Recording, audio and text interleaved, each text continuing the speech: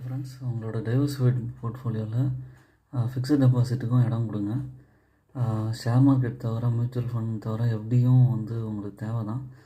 Certain at least ஒரு 5 to 10% ஒதுக்குங்க. இதில் Bandhan bank வந்து பார்த்திங்கன்னா 8.05% ஒரு வருஷத்துக்கு கொடுக்குறாங்க. இண்டஸ்இண்ட் பேங்க் வந்து 7.75% இன்ட்ரெஸ்ட் கொடுக்குறாங்க எஃப்டியில். ஆர்பிஎல் பேங்க் வந்து 7.5% கொடுக்குறாங்க. கர்நாடகா பேங்க் வந்து 7.25% இன்ட்ரெஸ்ட் கொடுக்குறாங்க. டிசிபி பேங்க் வந்து 7.1% கொடுக்குறாங்க. கொட்டாக் மஹிந்திரா வந்து 7.1% கொடுக்குறாங்க.